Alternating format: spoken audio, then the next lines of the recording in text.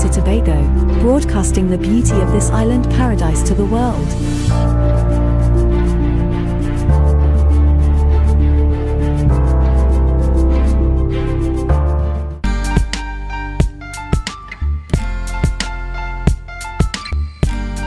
Put a smile on your face when you're moving from place to place. Good morning, good morning, morning, good morning, morning.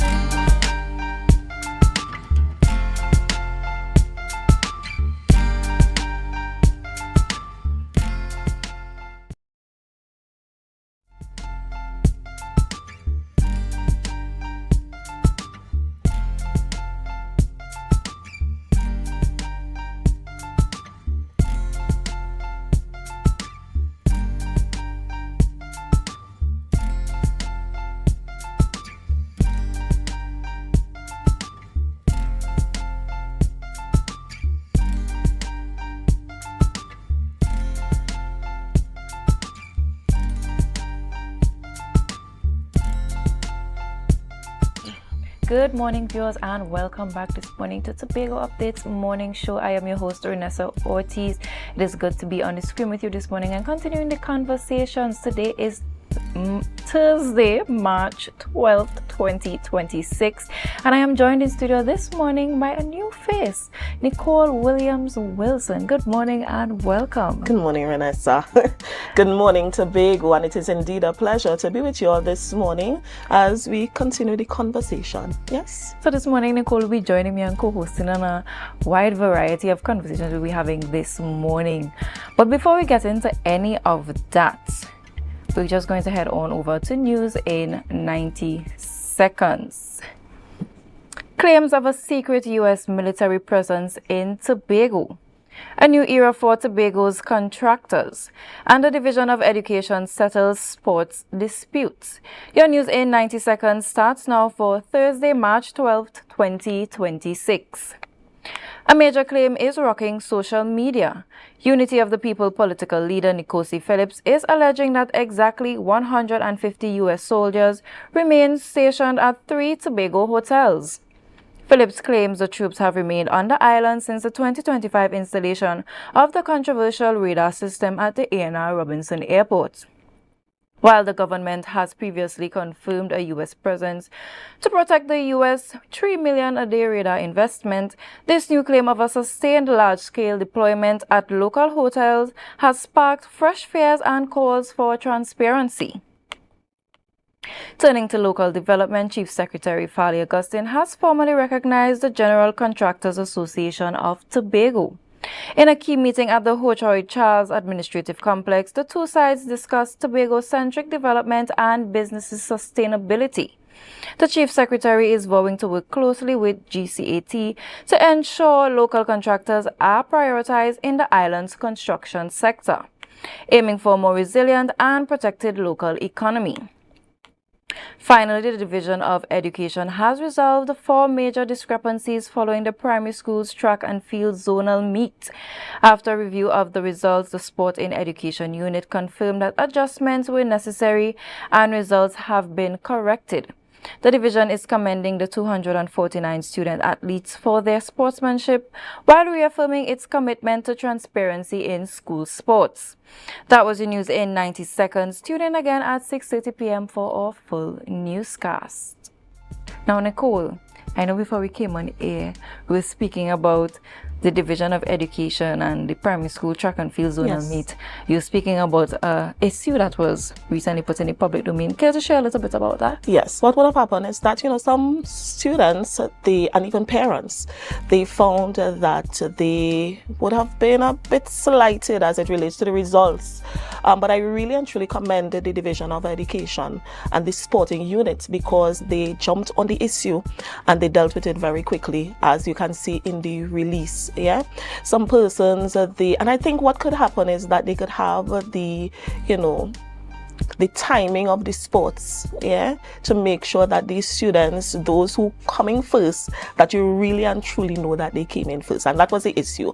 Some persons thought that, that they should have been the declared winner, and you could see it after you look back at videos, But I really and truly would like to say a special thank you, because we could see that the unit is definitely working. And things happen, and we admit such, but the fact that they would have cleared it up very quickly is really commendable. And there was also an earlier issue where parents were barred previously from going to support their charges. And they also acted really quickly on that as well. So we continue to commend the division for their continued work and the efficiency that they go about in ensuring that sport within the schools remains fair to all.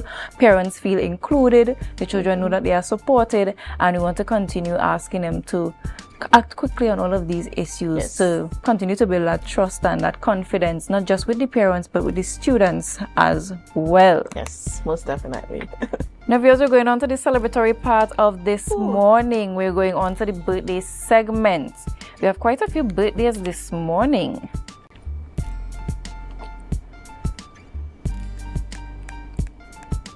Up first, we have Rosa Kennedy, fondly known as Auntie Derry. This is the woman who has she had me in her care from preschool up until now that I see her on the roadway when she's passing. It's always good to see that you have transitioned from that space as a child to an adult, and the persons who have taken care of you are still around, So I want to wish you happy birthday, that you would continue to nurture all the young ones that come your way and anyone that comes into passing with you. Up next, we have no stranger to the Tobago space, Pastor Lowell Utley. Happy birthday, sir. Declaring God's continued blessings over your life. I declare that you would continue to, enhance and encourage all individuals that you come in contact with. I declare God's continued blessings over you. Have a blessed day, Mr. Utley. Up next, we have Leanna Alexander. Yellow is my favorite color, and she's sporting it here so well in this picture. I hope that your day is as bright as this yellow, and that you continue to seek God in all that you're doing, and that God continue to grant you all his richest blessings, that this year going forward is filled with a lot of the dreams that you have planned going ahead are achieved, and that you continue to spend this day with those who love, cherish, and appreciate you. Up next, we have Miss Vonette Bigfoot. Oh, the gorgeous Miss Bigfoot. And yes, Miss Bigfoot. Yes, it's indeed a pleasure to declare over your life that you are indeed blessed, and that God is going to continue to pour out his blessings over your life. Beautiful soul. Continue to be a blessing, Miss Bigfoot. To those who didn't make it on our birthday segment this morning, we want to remind you to always send us a message and send those birthday greetings in, those celebratory moments in, so that we can celebrate with you. But before we go further into the program this morning, Nicole, can you tell us what's on the rundown this morning? All right, so viewers, this morning we're going to be speaking to Mr. Eddie Stewart, President of the Trinidad and Tobago National Nurses Association, as it relates to the nurses' disappointment. After such, we have Mrs. Sharian Rolox Hackett, School Supervisor 3 in the Division of Education, Research and Technology, as they launch digital media sensitization campaign going by the name Clickwise. After such, we have our birthday celebrants in the room, none other than Miss Leanna Alexander, no stranger to Tobago. She's a teacher, advocate, and she's going to be talking about World Down Syndrome Day. We also have a student, Miss Gabrielle Woods, who would also be joining us on set. So we have a packed program this morning. Yes. Thank you so much, Nicole. We're seeing the range from the nurses' disappointment. Yes. I know that has been something in the media space for the past week. We have a lot of nurses who were disappointed after being issued letters, and they were getting very excited about this, and then now there's a situation of them still being on the 3-year contracts, and they just want to air their concerns to the public. And then we're seeing a bit going into digital media sensitization campaign, Clickwise, and I'm seeing it's the school supervisor 3, so that means we're going to be speaking about our young people and as it relates to digital media sensitization, and we're going into World Down Syndrome Day. Viewers, before we get into the conversations, we want to remind you to stay tuned and share the live, share the live, share the live. We'll be right back.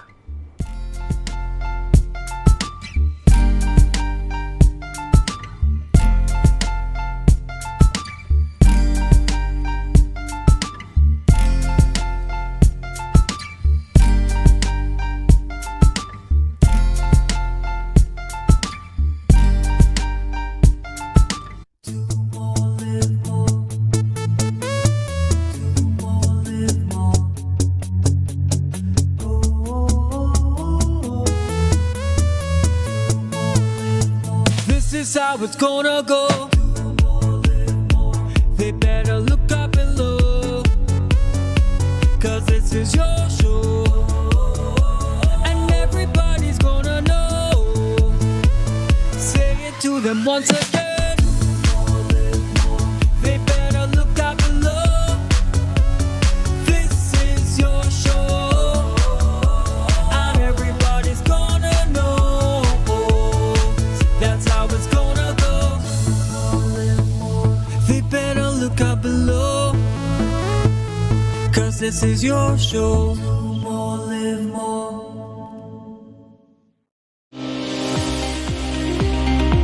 I think part of the problem we have, and this is not unique to cardiology, but this concept of checkup is going for review. So, for example, women are probably better at, they have the mammogram, they have the pap smear.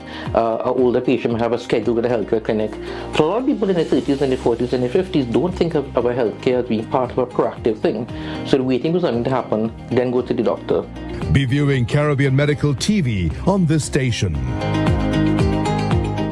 You can now get whatever you need whenever you need it anywhere in Tobago with Tobago. Your meals, medication, groceries, and shopping all delivered directly to you. No more hassle, no more stress. Get the Tobago app today on Google Play or Apple App Store. That's TAPPOGO, and let us deliver to you. Check our website at www.tapogo.app or call the experts at 494-TOGO and 484-4746. Tobago. Relax. We will get it to you. Tobago's at your service.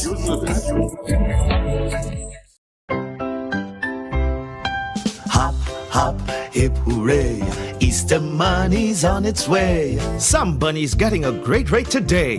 Looking for a rate that's bright and sunny? Hop on down for some Easter money. 1% interest through and through, because we see you at BCU. Apply for a 1% Easter loan and let's hatch something great together. Hop, hop, hip hooray, Easter money's on its way.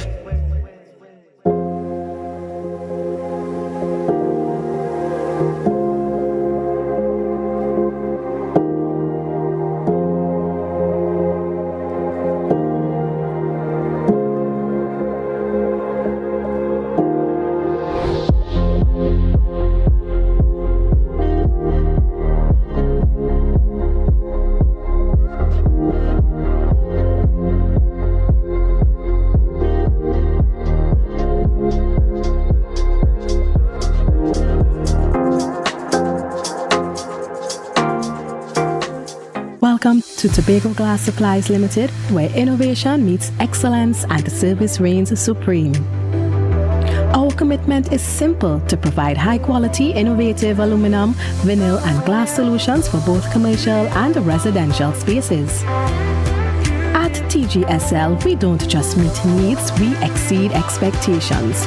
Our range includes the finest aluminum cladding options, setting new standards in durability and style. Driven by our passion to elevate, we aim to be the leading supplier in the Caribbean market while retaining our identity as a family-owned business. Because at Tobago Glass Supplies Limited, it's not just about products. It's about relationships, it's about you.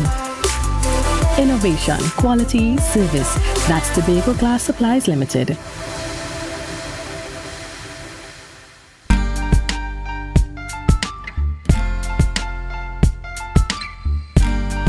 put a smile on your face when you're moving from place to place.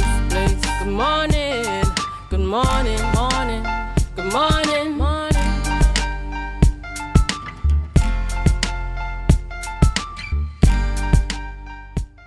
Welcome back, viewers. As mentioned before going on to the break, we're having virtually joining us virtually, we have Edie Stewart, President of the Trinidad and Tobago National Nurses Association, and we're talking about nurses' disappointment over the permanency appointment as it relates to being issued 3-year contracts. Good morning and welcome to you.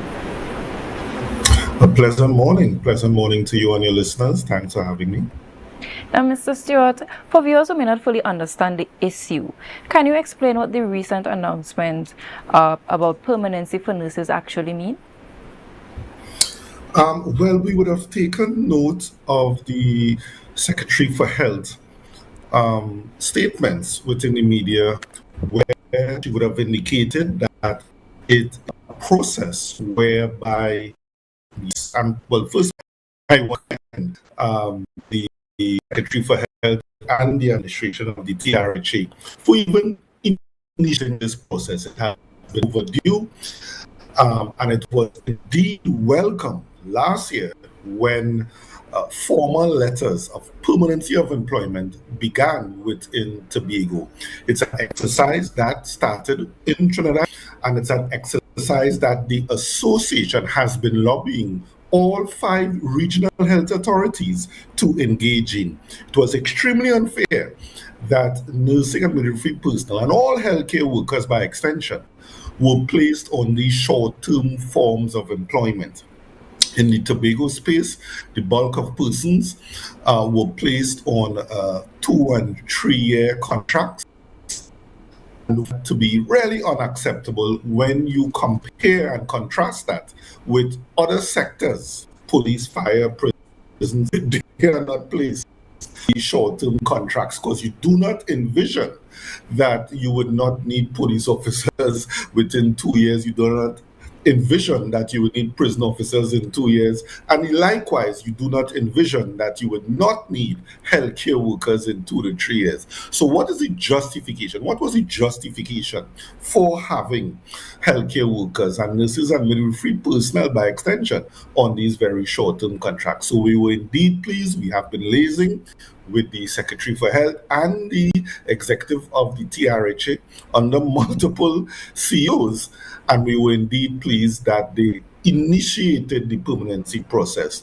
Unfortunately, some communication was not forthcoming towards the association and the nursing and midwifery personnel, which left them a bit taken aback when they were initially thought they were going to be given permanent, only to be told, look, you're going to get back another contract, and then sometime in the future, a date still to be known, that you would actually receive these permanency letters. So that caused some confusion, some consternation, and some concern within the minds of nursing and midwifery personnel.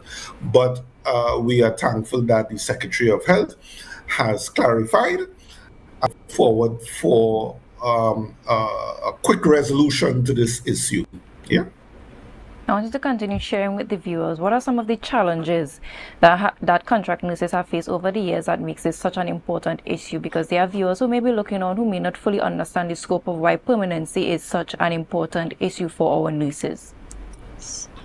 Well, permanency means job security. Permanency means job security, and everyone who have been working on these short-term contracts fully well know there is no obligation that the employer will give you a second or a third contract. And actually, we had to litigate that in the industrial court against another RHA. And we would have presented numerous pieces of evidence how these short-term employment contracts negatively affect workers. And because it is used now as a disciplinary tool against the worker, it is used to deny workers the ability to go on a number of training programs, educational programs to continue developing their skills. Because part of the very policy of the Regional Health Authority speaks to that you must be permanently employed and your period of employment must extend well beyond we send you on. So imagine a training period is for 3-4 years and you will be denied because your contract is only 2 years or 3 years. And definitely the issues of long-term loans, major loans like mortgages, a desire most persons would like to have to engage in a mortgage and own their own home. Banks were very unease. They had some unease in granting these long-term loans to persons with these short-term contracts. So the list is long, and we are at a point where nurses can see some hope. And as the Secretary for Health, this is supposed to be the beginning stage where it will begin with nursing and midwifery personnel, but certainly extend to other regional health authority workers. And the ironic thing is, in an environment where nursing and midwifery care workers continue to work on 20 in 2026, one of the few things that they can really do, one of the few things that the THA can do is at least ensure that that job security is there for healthcare workers, yes? Thank you so much, Mr. Stewart. Tell us, just to have an idea, about how many nurses are affected at this point in time. Well, I don't have the exact figures with me. At the ceremony, I know there was well over 300 to 400 nursing personnel. Actually, the bulk of nursing and midwifery personnel who worked within the TRHA were actually contracted on contract. Because the TRHA would have taken a policy decision, or the past THAs and TRHAs would have taken a policy decision to discontinue a practice that previously pertained within that space. So all nursing and midwifery personnel and all healthcare workers for that matter, who would have been employed within the last 12 years, 12, 13 plus years, some persons even more, would have been placed on these short-term contracts. One still up to this day, we can't, there was never justification for this throughout all of these years. We have never seen the rationale for why this took place. And at some point, somebody could indicate to us what was the rationale to discontinue permanency of employment for hundreds of workers, hundreds of nursing and midwifery personnel over these years. It led to an increase in the number of persons migrating, because persons, imagine, within the UK space, you could have had the opportunity to become permanently employed quicker if you migrated to the UK or the US or wherever else than if you remain home in your own country. I mean, really, that was unacceptable. Where a foreign country would treat you better. Not only the remuneration would have been better, not only they provide short-term housing for nursing and midwifery personnel when they are recruited. Not only they are given inducements and encourage you to bring your family and ensure resettlement takes place. Not only all of that, at the end of the day, you have a real possibility of becoming permanently employed in those territories while your own home country is pushing you away by previously offering these short-term contracts. Mr. Stewart, that's a very interesting statement that you made, because it's banking on the question I wanted to ask you. Trinidad has been facing steady migration of nurses to countries such as the UK, US, and Canada. How serious is the brain drain right now? I don't think a lot of individuals really understand that brain drain because we have a lot of individuals going to universities right here in Trinidad and Tobago to help with the public service and to really come into the healthcare as well, to really build on that human resource that we need here. Do you believe permanency alone is enough to convince the nurses to stay in the public healthcare system? And what other factors are pushing nurses to seek opportunities abroad? Yes, well, firstly, permanency of employment is not really a pull factor. It's not a factor. It's a hygiene factor. It will make one discontented with the employment arrangement. It's not going to attract persons from outside to come to Trinidad to take up nursing because we are extremely short. We are short in excess of 2,000 plus nurses in Trinidad as we speak. We are short, and we are even more short in terms of specialist nursing personnel because currently there are no nursing training nurses. So we have no ICU training, no dialysis training, no trauma trained nurses, no theater trained nurses, no oncology trained nurses being trained at this moment. So we are actually rolling down a precipice when it comes to our nursing numbers. And on the flip side, we have a situation where the US, Canada, what is transpiring in the Middle East, even before that, you had a situation where the Middle East is attracting a number of our nursing personnel. The UK and on, and Australia and New Zealand are wooing our nursing personnel. And one really has to be appreciative of the nursing personnel who do not take up those offers to remain home, because it's not an easy decision to pack up and move away from your friends and family and a life that you once knew to go abroad. So when nurses eventually take up those offers, which quite one can appreciate that they have reached a breaking point, and the issue of permanency, those issues translated into that breaking point for nurses. And of tertiary education, and we have pleaded, as we have pleaded with all past ministers of education, that they ought to deviate some of the funding to others and send that funding towards training of nursing and midwifery personnel. And why is that?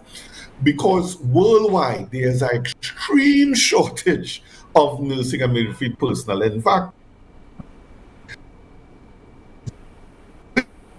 bring hundreds of thousands of nursing personnel into their system. They can't recruit as quickly as possible. So they're going to pass legislation where they're going to seek to bring in nursing. And what is Trinidad and Tobago doing while all of these other countries are taking specific measurable steps to attract nurses? We are not doing very much in Trinidad and Tobago. It's almost like we contented to allow nursing and midwifery personnel to continue leaving.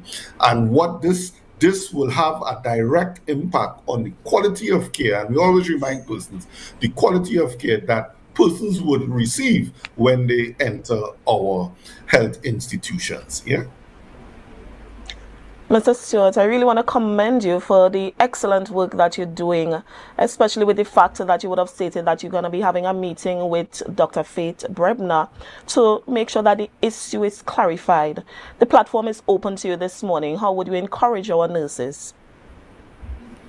Well, we continue to motivate our nurses, to speak to our nurses. We know far too often the work that you not generally recognize. We understand we are currently in a battle with the government to ensure nursing and midwifery personnel receive a living wage, and it's reflective of the profession that they work within. It will assist them in being motivated and and wanting to do even better than they're already doing. And we also want to recognize that across Trinidad and Tobago, the nurses within Tobago generally receive some of the most highest commendation from the public. And we would want to continue encouraging them to continue that excellence that they have been providing to the citizens of Tobago. And we look forward to even working closer with the THA and the TRHA to make sure the objectives of the administration of the organization is achieved, and achieved through the hard work of nursing and midwifery personnel. Yeah. Mr. Stewart, we want to thank you so much for coming on this morning and sharing with the viewers and the public what exactly the issue of permanency means to the nurses, so that they can also advocate for our nurses, because at the end of the day, they are the backbone of our healthcare system. And we wish you all the best going forward in your advocacy, and we really hope that there comes a resolution really swiftly for our nurses within the healthcare system. Thanks so much for having me. Thank you. To our viewers, we want to remind you to stay here with us. The conversation continues, but we want to remind you to share the live, share the live, share the live. We'll be right back. Yes.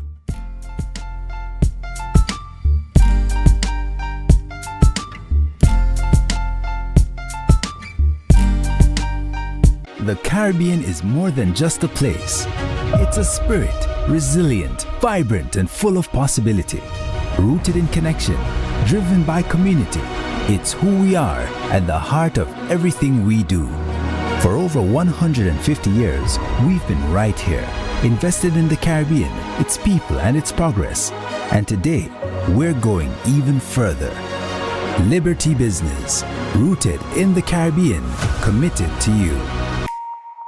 Want to get better? Where to start? What kind of exercise to do? What to eat? How to get restful sleep? Need a doctor to search for root cause? Look no further. Come to Majuba Hill Lifestyle Center Foundation at our Wellness Center in Goodwood, or Food Hub in Darrow Springs, Scarborough, or Doctor's Office in Goodwood and Darrow Spring. Contact 49 Swift 4979 438.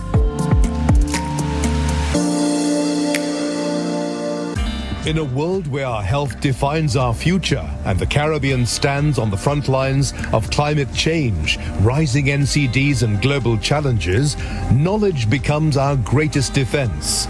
Caribbean Medical TV is your guide on the journey to wellness and insight, featuring our region's own doctors, nurses, climate specialists and medical institutions. From physical well-being to the emotional and mental balance we all deserve. Caribbean Medical TV empowers you because building a healthier future isn't just a regional goal, it's a global responsibility. In the Caribbean, vitality isn't just a goal, it's a way of living. Connect with the region through knowledge, hope, and the power of Caribbean resilience on Caribbean Medical TV, where awareness becomes power. Join the conversation, join the movement. Be viewing Season 4 of Caribbean Medical TV right here on this station. The Caribbean is more than just a place. It's a spirit, resilient, vibrant, and full of possibility. It's who we are and the heart of everything we do. For over 150 years, we've been right here, invested in the Caribbean, its people, and its progress. And today, we're going even further. We're deepening our commitment to the region, continuing to invest in the networks, services, and digital solutions that move Caribbean businesses forward. Whether you are a mid-sized business or multinational player, we bring you resilient connectivity, personalized service, and tailored IT solutions, all powered by local teams that truly have your back. We're here to help you navigate challenges, grow, and achieve your goals with practical solutions, reliable networks, and a partnership rooted in trust and your long-term success. Liberty Business, rooted in the Caribbean, committed to you. Are you in a dispute with a registered investment service provider of the TTSCC? Or maybe you're the victim of an investment scam? You can lodge a complaint or submit an anonymous tip to the Trinidad and Tobago Securities and Exchange Commission. Download our Investor Protection app or go to ttsec.org.tt to access our complaint form or submit an anonymous tip. Write a clear summary of your complaint. Submit copies of supporting documents along with the originals for verification. Provide a copy of the feedback received from the entity regarding your complaint. All investor complaints or scam reports submitted by the public are acknowledged and reviewed by the TTSEC. Investigations are pursued based on the outcome of the review. Trinidad and Tobago Securities and Exchange Commission, protecting the interests of investors and the public. You invest, we protect. Everyone benefits. Our world is filled with rhythm. Rhythm that's unapologetic, infectious, timeless. Rhythm is commitment in action. It's how we show up for each other with unrelenting support that goes the distance. Rhythm lives in the tiny beats of our most intimate moments and the seismic roars of our biggest achievements. Rhythm is resilience in motion. So even when things go out of sync, we do what it takes to bring the rhythm back. At Flow, we understand your rhythm because we live it. That's why we're dedicated to building a network as resilient as you, with a team of familiar faces working every day to keep you on beat. You're at the heart of everything we do, and our commitment is to keep your rhythm flowing, no matter what. Who said the elderly can't have fun too? We're talking good food, proper music, lots of games, and a day at the beach they will never forget. From the time we left the compound at Heavenly Care Home for the Elderly, the vibe was already established. Wheels up and seatbelts on. Watch now, when we touched down in Pigeon Point, everybody was ready for excitement. But before anything could take place, we had to secure our bellies. You ever play bingo by the beachside?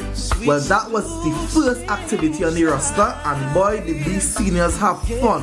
However, others wanted something more physical, so we brought out the ring toss, and not even arthritis could have stopped them. Well, I was blown away at how straight these people were. Are you sure this is a home for the elderly? Nothing beats a Jet 2 holiday, but nothing beats the song of Good Steel Pan by the shores while we take a dip in Tobago's finest water. Wait, more food again? This is my type of event. The energy was amazing and nothing short of a blessing. Pick up Heavenly Care Home for the Elderly, because joy doesn't retire, laughter doesn't age, and memories like these last forever. To a stranger.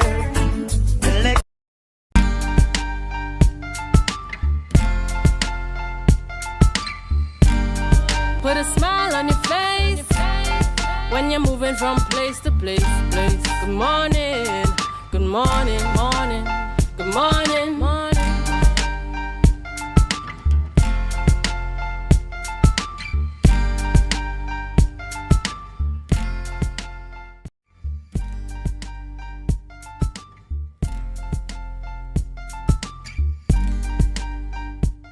Viewers, welcome back. In studio with us we have Liana Alexander, teacher and advocate, as well as Gabriel Woods, a student with Down syndrome. And Miss Liana is here representing the Down Syndrome Family Network, and they're here to talk to us about World Down Syndrome Day and a conference they have upcoming. Good morning and welcome to you, ladies. Good morning, and good morning to our listening and viewing audience, and thank you for having us. And I also want to say again, happy birthday to you. Thank you. Now, Liana, you're a teacher and also a member of the Down Syndrome Family Network, Trinidad and Tobago. Tell us a little bit about the work the network does for families and individuals with Down syndrome. Okay, so the Down Syndrome Family Network is a non-profit organization, and we would have been around for approximately 15 years. 14 of those years we would have presence in Tobago, and it's we are considered the national advocate for persons living with Down syndrome and for their families as well, you know, ensuring that they are valued supported, and they are included in society. As we observe World Down Syndrome Day, that would be, why is it important for us to continue to raise the awareness as it relates to our self-advocates? Okay, so World Down Syndrome Day is on March the 21st, significant with the triple chromosomes, and persons living with Down syndrome, they are often marginalized, not included as we would want to in our schools, our workplaces, churches, and community. So World Down Syndrome, they bring awareness for, families and individuals living with Down syndrome to be included. We understand that there's a conference upcoming on Wednesday. Can you share a little bit about this event and why is it important for individuals to attend and what they can expect? Okay, so yes, we have a conference and we do every year on World Down Syndrome Day. This year, it's going to be on Wednesday the 18th. Why? Because World Down Syndrome Day is on a Saturday. And I think for the first time, Tobago is going to take the lead. We are having it first, and Trinidad is on the 19th. On this day, we would have stakeholders from across Tobago, our educators, health professionals, speech therapists, students, because we want to, ensure that students are aware, secondary school students, that is, teachers, parents, and self-advocates at the Magdalena Grand Conference Room, and we are encouraging persons to register.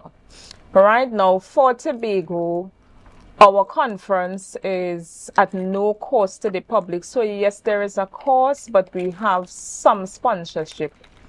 And we want persons to come out and learn a bit more about what is happening. Our theme for this year is we are looking at loneliness, right? Ensuring that persons with Down syndrome and other disabilities, they are not, sometimes they are marginalized, socially they are not included, so we are looking at that. I want to just jump a bit on the socially included aspect of persons living with Down syndrome or self-advocates. The Down Syndrome Family Network, they usually host an annual fashion show in Trinidad where they usually allow and include our self-advocates to be a part of that. And I really want to commend the network for that continuous work. I was once given the opportunity to be a part of it, and it was really amazing just being in the presence of the self-advocates. They have so much personality, they have so much attitude. I know there's one in particular, she models every year, and it was really amazing just to witness and be in the presence of all self-advocates. So they are really a part of our community, and that awareness and that advocacy for them, I really hope that individuals really take to it and understand and implement it as they go forward. Now, I just want to shift a bit to our self-advocate on set here with us. Gabriel, can you share with the public your name with us? My name is Gabriel Woods. Your age? I am 15 years old. And the school that you attend? I'm on Mighty Mountain Clearance Center. Awesome. We're really honored to have you in our presence with us this morning, and I hope you have a really splendid day today, and that going forward you continue to achieve all the things that you want to achieve in your life. Now, Liana, back to you a bit. I know you mentioned registering. Can you share with the public where they can go to register? Is it online? Is it in person? What can they do to really stay connected with the information as it continues to be dispersed into the public domain? Okay, so the Down Syndrome Family Network, we are on Facebook, Instagram, and all the social medias, and we have a link, registration link. So there's a flyer that most schools, organizations, and chats would have, and persons can register online. Of course, at the conference, we are looking max 190 to 200 persons. So we are asking persons to register early. I know most schools would have already registered. And again, as I said, the registration is at no cost to the people of Tobago. In Trinidad, there is a registration fee. I just also want to commend Miss Lisa Ghani for the work that she continues to do with our self-advocates as well as you and the other teachers. I just want to go a bit into teachers when it comes to their role when they are dealing with our self-advocates. Can you share a bit of your experience dealing with the students when it comes to sharing with them the information that they need to grasp what it's like a day in the life of, what are some of the traits and the qualities that you'll have to possess, some of the training that you go through from time to time to ensure our self-advocates feel as comfortable as possible? Okay, so as an educator, I normally would say that yes, we would do our teacher training, be equipped with the skills and competencies to work with our students. But the experience in the classroom is what is necessary to deal with our students with Down syndrome and other disabilities. So one of the things we need to have would be patience. I would say a heart for teaching. So it's more than your training. It's that love, it's that heart, it's that wanting to see your student achieve their fullest potential. You know, being able to encourage them, because we would have to go through the same lessons and skills over and over again. So we would have to repeat. You know, we would have to ensure that continuously we are working with them, and not just the academic aspect, but we want to ensure that our students are independent. So being able to, you know, do their own toileting, clean up after themselves, ensure that they can do their homework, because students with Down syndrome can learn. There's no cognitive ceiling, as you know, persons would want to think, because they are able to do the same thing like any other student. And when you listen to Gabby, they are able to do it once they are given the opportunity, and they are included in our schools and in our workplaces. How can schools create more inclusive environments for our students with Down syndrome to feel more empowered and supported? Okay, so I especially love that question. So our schools, so yes, we know that, you know, the buzzword, we are looking at inclusion, but I would say more support. So yes, we would have teachers saying, I'm not trained. Yes, we are trained, but there's much more that we can do in the classroom. So we would have to have this support, you know. In some instances, we may need a teacher's aid, right? Additional support also for the parents. There are some parents who may need transportation in terms of skills and competencies. So parents workshop, which is something that we also do at the network. So apart from the conference and the body walk, which is our largest inclusive event, and the fashion show, which you mentioned, we also have 4 parents workshop, and in Tobago and Trinidad as well. We do these termly where parents can come, and we have facilitators that would come in, speech therapists, you know, persons who are into counseling, persons who are into teaching, to be able to equip the parents with the skills and competencies necessary, you know, to help their loved one be independent and included in society. I just have one last question for you, Liana. What keeps you motivated to continue pursuing this line of work? There's a saying that I hold very dear to my heart, that your job is what you do or what you are paid to do, but your passion is what you are made to do. So I believe, you know, as people, as humans, we have callings, we have passion, and for me, I love working with persons with different abilities. So that keeps me motivated, keeps me going. When I see, you know, persons like Gabby. Gabby came to my school when she was about 7 years old. And Gabby knew the first letter in her name. And today, Gabby is at infant 1, early standard 1 level, right? She's 15 years old. Yes, it took some years, but when you look at the progress, and not only Gabby, I have other students, Shaim, Jedediah, I have much other students, and I would have worked with them. And when you see what they can do once they are given the opportunity, once the barriers are removed, and they can be included in the schools. So, I want to just, make a clarion call for the early childhood centers. And I know that Speyside Early Childhood Center, they have Lorenzo. He's now at Delaford Anglican in Infant 1. Right? So we know that things are happening, but we want to have more, more schools. Table Peace as well. They have students with different abilities. Little Jewel Early Childhood Center also have students with Down syndrome and autism. So that is what we want, persons to remove the barriers and see the potential of our, students, our learners, our citizens with different abilities. Now, there may be some parents who are looking on this morning who have children with Down syndrome, and there are myths surrounding it that they wouldn't be able to be independent. They'll always need to be reliant on myself, because there are individuals who express that still to this day. I want you to give a carry-on call to them at this time this morning and really show them that your child is capable of much more once you give them the opportunity, and as you said, remove those barriers. So I want you to give an action call to them for that, one, and two, just remind the viewing public about the conference that you're having on Wednesday, the date, the time, location, and how they can register. Okay, so I'll do the conference aspect first. So registration is online and individual. The public can register for our conference on Wednesday, the 18th of March. The conference is from 9 to 1 at the Magdalena Grand Ballroom.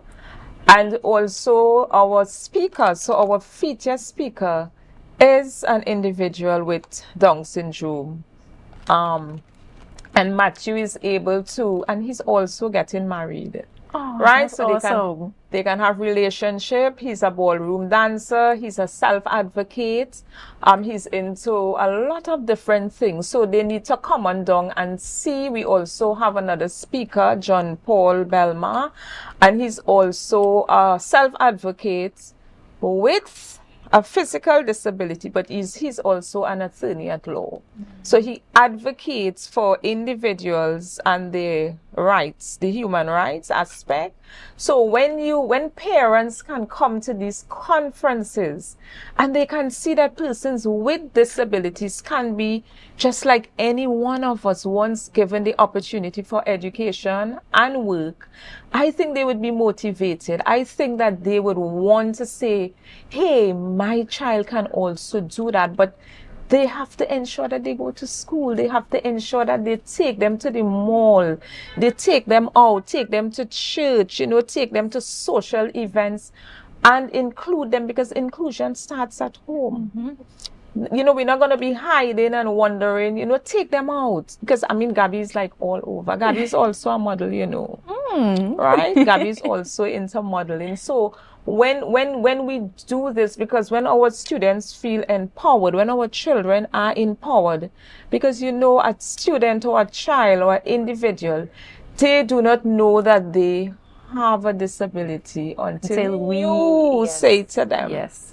All right. So once you give them that assurance, that self-esteem from early, they would be able to do it and be like all the other self-advocates who can make a difference in society. Mr. Alexander, I want to thank you so much for coming on this morning. Gabrielle, I want to thank you so much for coming on as well. And I want to wish you all the best going forward, and that the conference on Wednesday is a success, and that you continue to do the good work that you are doing here in Tobago. Gabrielle, I know you have something for me. Come, give it some. Thank you, Dad. Thank you so much. So what I want to say quickly, rock your socks, right? That is one of the things that we do. And persons can rock their socks. So the schools are going to be doing it Wednesday or Thursday, depending on what day, So for Tobago, it's going to be Wednesday with our conference, but Thursday is also a rock your socks day, because that's the day for the conference in Trinidad. Friday is a holiday, but Saturday is World Down Syndrome Day. So persons can rock their socks to show support and awareness for individuals with Down syndrome. I want to thank you again so much for coming on this morning, sharing and imploring the citizens of Trinidad and Tobago to continue to include all self-advocates, because as much as you need the training and as much as you need inclusion within your societies, they need it as well, and they need our support and encouragement. Now, viewers, we're going to go to a short break, but when we come back, we're going to continue the conversations. But I want to remind you to share the live, share the live, share the live. We'll be right back.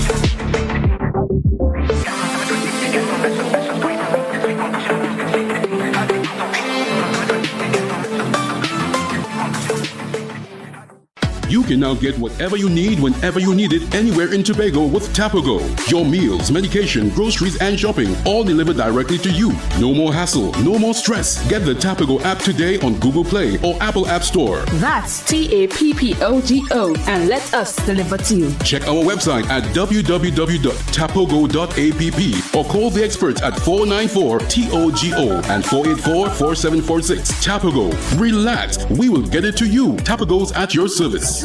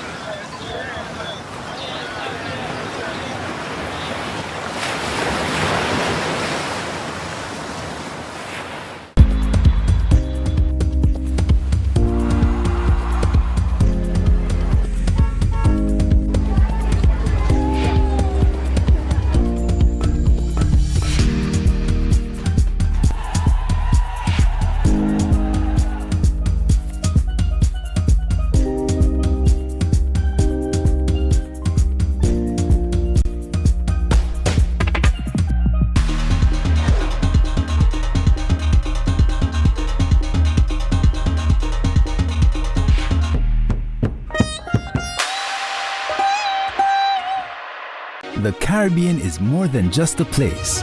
It's a spirit, resilient, vibrant, and full of possibility. Rooted in connection, driven by community. It's who we are at the heart of everything we do. For over 150 years, we've been right here, invested in the Caribbean, its people, and its progress. And today, we're going even further. Liberty Business, rooted in the Caribbean, committed to you. MI4 Security Services Company is the most advanced security service in Tobago. Ask about our cash and transit service. It's safe, risk-free, reliable, and timely. We provide safe banking delivery for all business types and sizes with highly trained staff, 24/7 monitoring, coordinated emergency response, and a well-maintained fleet of armored vehicles. Contact us at 660-7723 or visit our website at www.mi4securitytt.com to sign up today.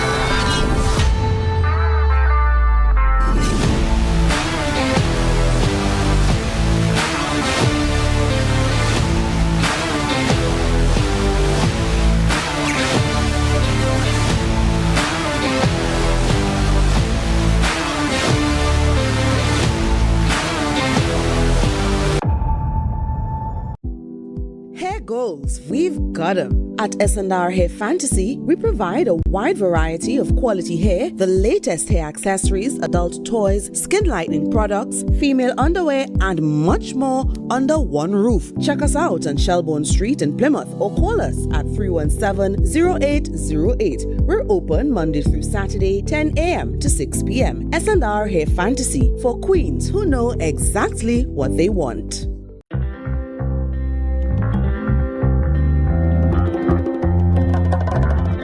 Baby, when you whine on me, somebody gets a phone call on the telephone. I get wet. I get wet.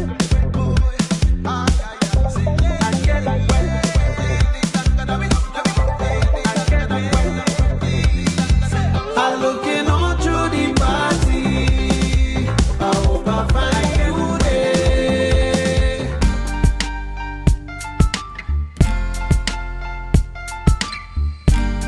Put a smile on your face when you're moving from place to place. Good morning, good morning, morning, good morning, morning.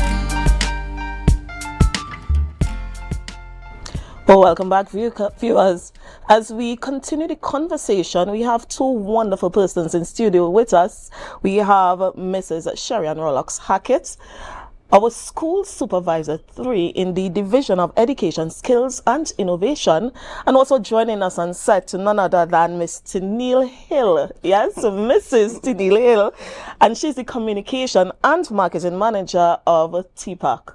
Welcome and good morning. Thank you. They are going to be joining us as it relates to the conversation of an initiative that is going to be launched by the Division of Education, Clickwise. Yes? Yes. Tell us about Clickwise. All right. Thank you, Miss, and pleasant good morning. Good morning. Tobago, all educators, our students out there.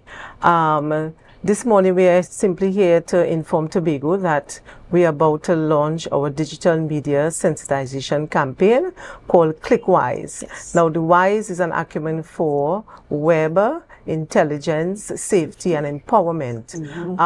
We seek via this campaign to inform the students and to develop their skills, how they navigate the World Wide Web responsibly and safely.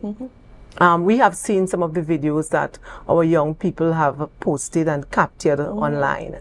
And what we want to do is to be able to make them aware of some of the pitfalls involved in such activities, and that they will then elect to act more responsibly.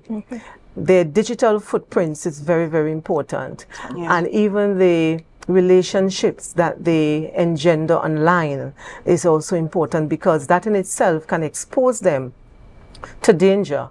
And we want our students to remain safe, Now, this program was done in collaboration with UNICEF. We have had a lengthy relationship with UNICEF as far as ensuring safe schools and engendering positive behavior management among our young people. So this is another project supported by UNICEF as far as ensuring effective schools and safe schools. Thank you so much. And I really want to continue to encourage you because I know that you always advocate for our students, for our teachers. And this program would indeed be very much beneficial. Neil, good morning again. Good morning, and good morning, Tobago. Yes, I know that you play a very important role, communication and marketing manager at TPAC. Tell us, because there is a collaboration that is happening here. Yes, well, at TPAC, we always believed in the power of the arts to impact really positive social change. It's not just about entertainment, but inspiration and education.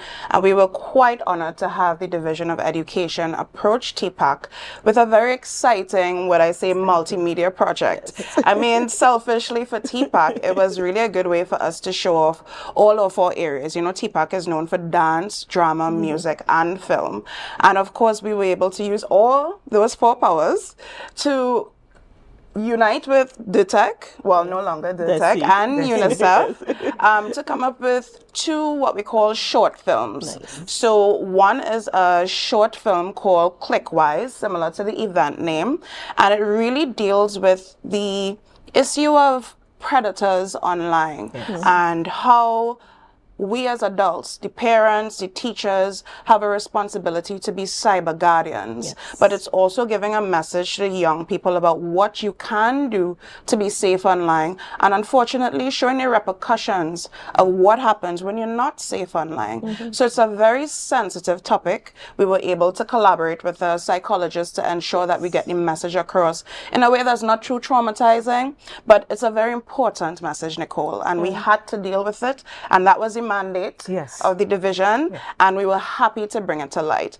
And of course, we had a little light-hearted video, which is seeing on the screen right now. It's actually an original music video called Swipe It Away.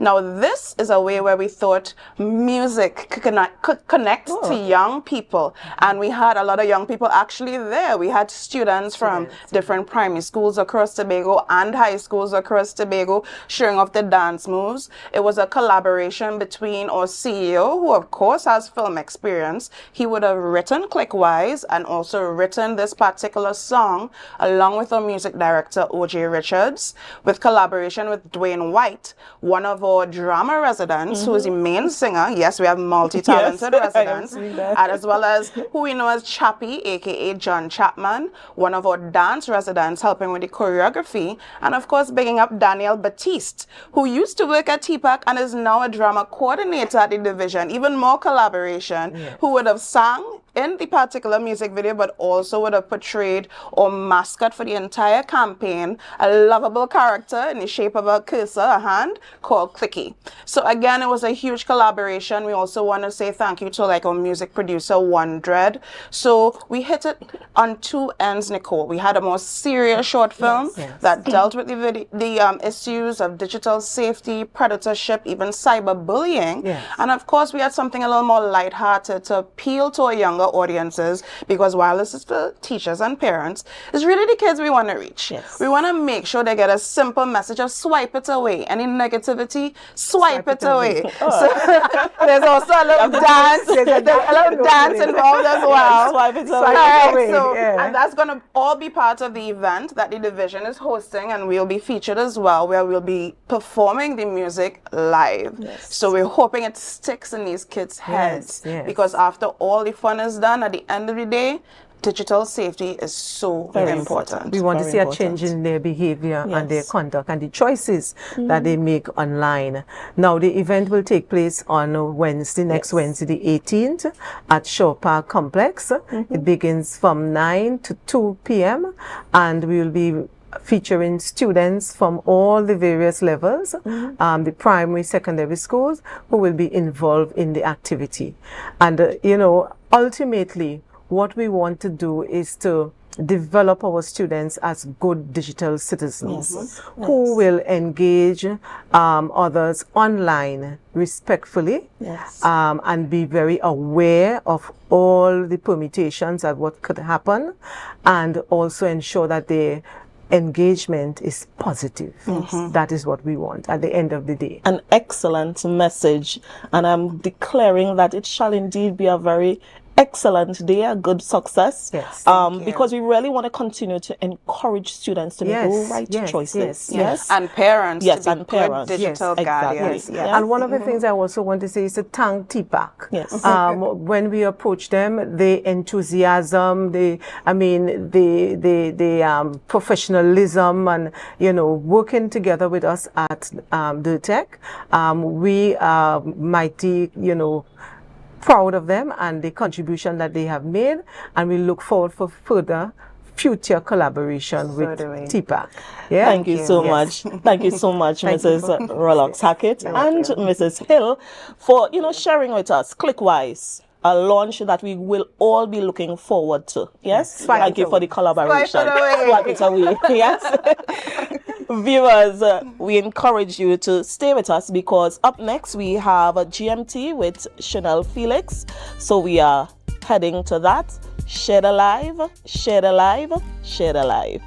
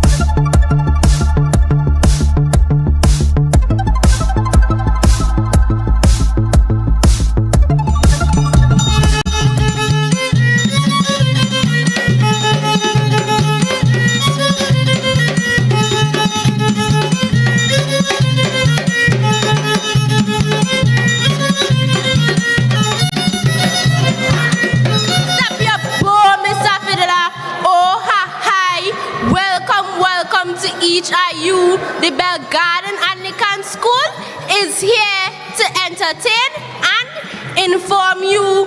We come here on a health-conscious mission to tell you that living healthy and drug abstinence is the best decision. So sit back and relax, except the judging panel, because we come here to flip the script and change the channel. Drag your bow, Mr. Fiddler. The party was lit, but all I see is people lie down in their spit and their vomit. And know what I say is right down till we lie down, but don't let drugs and alcohol carry us 6 feet underground. You might feel like you're flying with colors, and you can manage it because you're so smart. They can't control it when it's in your system and ready to fail your heart. Cocaine, marijuana, and ecstasy, even the trending, will never be good for we. Everybody wanna zest and pop pills, but that not help you develop no skills. So say no to drugs today from the first time offer. Say family not to sing when the roll is called up yonder. Drag your bow, Mr. Honestly, I feel amazing. It was easy for me and my classmates to successfully perform, and it was kind of difficult in some places, but we got through to it. I feel fantastic. It's unreal. It was just like we had a 2-day period to learn everything and to get everything into sorts. So it just came naturally to us as performing. I'm feeling ecstatic, I'm feeling excited, I'm feeling really happy for the students as well, because they did the work, they made the sacrifice, they sacrificed their lunchtime, and I really commend them for putting their best foot forward. Well, I am someone who has been in the cultural space for many years, so it pleases me to see that they are using the cultural art form to push positive messages.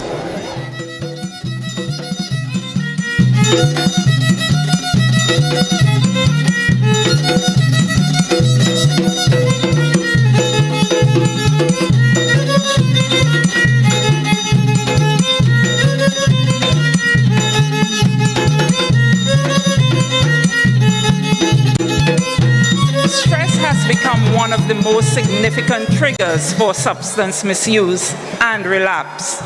Social pressures, economic uncertainty, and mental health challenges can leave individuals, especially our youths, searching for ways to cope.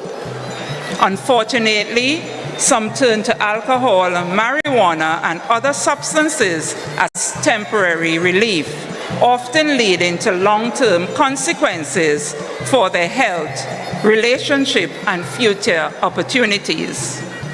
This is why prevention matters. We must continue to promote healthy ways of coping with stress through physical activity, proper tests, good nutrition, open communication, counseling, and creative expression. Just as importantly, we must ensure that individuals feel safe seeking help without fear of judgment or stigma. The Tobago House of Assembly, through the Division of Community Development and Social Protection, remains committed to this people-centered approach. We will continue to invest in community programs, youth development initiatives, and partnership that strengthens mental health, support, and promote healthy lifestyles. We leave you with the words of Ra Shorty I, a founding father. Watch out, my children, watch out. It's about a fella called Lucifer with a bag of white powder. And he don't want to powder your face, but to bring shame and disgrace to the human race. Drag your bone, Mr. Fiddler.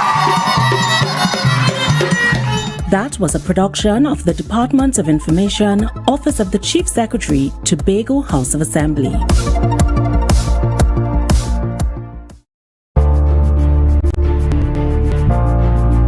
You're viewing Tobago Updates Television, your exclusive gateway to Tobago, broadcasting the beauty of this island paradise to the world.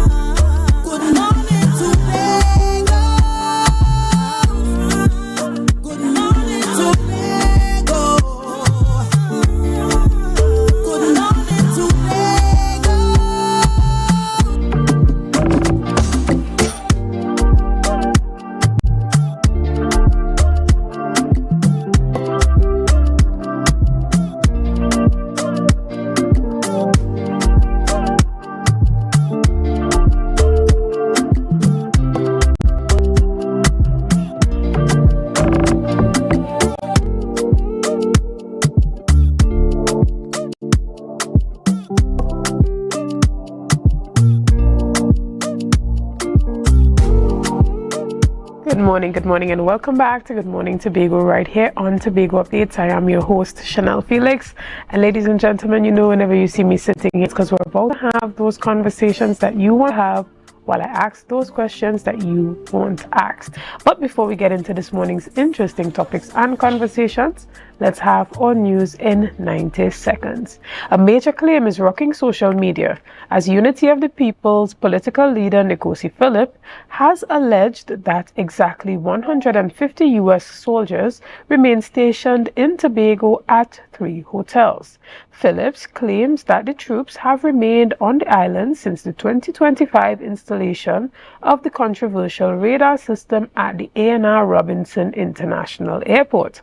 While the governor government has previously confirmed a U.S. presence and the protection of the U.S. $3 million a day radar investment, this new claim of a sustained large-scale deployment at local hotels has sparked fresh fears and calls for transparency. Turning to local development, Chief Secretary Fali Augustine has formally recognized the General Contractors Association of Tobago. In a key meeting at the Ho Choy Charles Administrative Complex, the two sides discussed Tobago-centric development and business sustainability. The Chief Secretary is vowing to work closely with the GCAT to ensure local contractors are prioritized in the island's construction sector, aiming for a more resilient and protected local economy. And finally, the Division of Education has resolved 4 major discrepancies following the primary school track and field zonal meet. After a review of the results, the Sport in Education unit confirmed that adjustments were made and results have been corrected. The division is commending the 249 student athletes for their sportsmanship while reaffirming its commitment to transparency in school sports. And that was all news in 90 seconds. Ladies and gentlemen, we are talking all about the Shelter Baptist Liberation celebrations that will be happening for 2026. And to have this conversation with me this morning, I have the privilege of sitting in studio and chatting with Apostle Jesse Taylor, who is also one of the key practitioners in the Baptist faith here in Tobago. Good morning and welcome. A very pleasant good morning to you and to your viewers. Happy Spiritual Baptist Liberation Month of celebrations. Thank you. And so for the persons watching on and wondering what's happening with the celebration this year, can you give us a bit of a rundown? We know that different churches have different celebrations throughout the island, but give us an idea of what we can expect. Yes, so we are very, very privileged this year to have a beautiful collaboration. Incidentally, our team is reigniting the flames of our legacy. We do believe that over the years, we have done a lot to ignite the flames, but we can always do the regeneration of what's going on so that you can see the generator spirit and to really ensure that there's preservation of a legacy for tomorrow.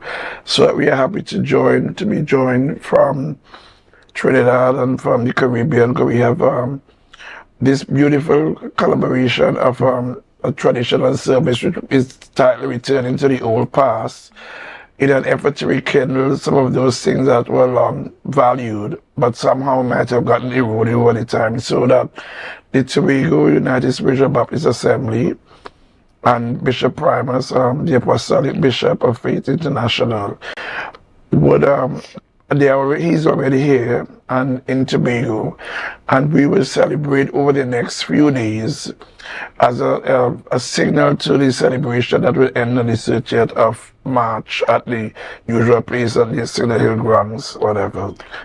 And just for education purposes, for persons who are unaware, which type of Baptist celebrates this? The word was given Shelter only from the fact that they came out of a period of talking loud, shouting in the spirit, and lamenting. And the thing is, we are really spiritual Baptists, so that it's cloned Shelter Spiritual Baptist celebrations. Of course, it embraces other aspects. Over the year, we have picked up some of the Yoruba customs and some of the Orisha customs, which are linked as well, because we come all together. We have different things, but we really manifest the same thing, so that it's to unite people of all religious belief, but particularly those who were part of the struggle from 1917. And then it's repeated in 1951, and subsequent to that, the holiday that was granted in 1996. Today we now celebrate proudly all that. Right, understood. So as it pertains to understanding the complexities of the Baptist faith and the different arms of that, it's everyone who deem themselves to be a Baptist that will be celebrating. And a practitioner a devotee, a person who believes in the oral tradition, its preservation, and like I said, its practice, because through a long evolutionary process we've come, and we've done pretty well. The movement is not even just about race, because we are people from all kind of race and from classes, and so that we now could boast of people in all the regions, in all the different countries in North America, in Canada, so that the penetration has been far and wide. It's evident in the fact that there is succession planning, because they are catering for youths and teaching them, how do we preserve this legacy, practice it, and aim to become not just better for ourselves, but for the community and our spiritual setting. Excellent. And even as we try to help our viewers to understand the complexities of this celebration and trying to preserve elements of our African root and culture and heritage, how does one understand fully how the Baptists embrace spirituality? Because you see that you would often reference the Bible and use the scripture, but then you also reference the Orisha and you reference some of the deities of African roots and heritage. So how do you mesh those two things together? I think that I think what may be something fun to say, that in the spiritual Baptist way of worship is because of the various things you do, how you are trained, you are indoctrinated in various things, so that may I say it this way, you could be here, travel to India, never leave Tobago, because you go to fast, you go to pray, you spend time in seclusion, away from food, away from lust and the pleasures of life, so it allows you to find your inner self. And some of these people, most of them either go into it because of tradition. I got into it because of my family tradition. So I was born into the spiritual Baptist faith, so I was a product of it from a baby. And so that is very generational, if I may say so as well. Because a lot of the people who tell my grandmother, or my auntie, or my nana, we used to go to church with me, whatever. And then I think what makes it even more endearing is the rhythm and the passion in which, so there's always a sense of liveliness, and it, as you just said, it directly connects you to that deeper feeling of your roots and culture, and you're into it. Always feel as though, even if you're not at church, you in this African emancipated setting. There's some of us like me who prefer to live by the African side of me. So it's easy to manifest it, because it's very present in the way spiritual Baptist worship, what they wear, what they eat, how they talk, how they see that they pursue. So it's very common in the way they do it, the things that they do with their livestock, the way the family grow, the way they set in the old things, the traditional festivals, the maypoles, the things that, like for instance, the Salaka feast, which is one of the things that we inherited, and I'm a direct descendant of that. And so the legacy is part of the family. So as a direct descendant, it's very possible to inherit those as well. Right, and tell us a bit about the event that's going to be happening to commemorate. Bishop Primus, who is here and set, would be he would tell you more about all the reasons why he's here. But we start on Friday. We have what is called a foot procession and walk through at a traditional mission, where I don't know if you know that a long time ago, the Baptist was the voice of the people, not just to talk about what's selling on the street, but what is evident in the dead, whatever. So we're walking through town in an effort to help create some nostalgia among those persons who would have once been a part of a very active set of activities, so that we would culminate just at the Esplanade and have a lively traditional mission service on Friday. And then Saturday we move to the John Dial Multipurpose Center, where there will be a full old-time traditional pilgrimage service with the exchange of gifts and whatever, that kind of things, and at the procession, meeting of the tribes and whatever, as we return to the old parts, as you see.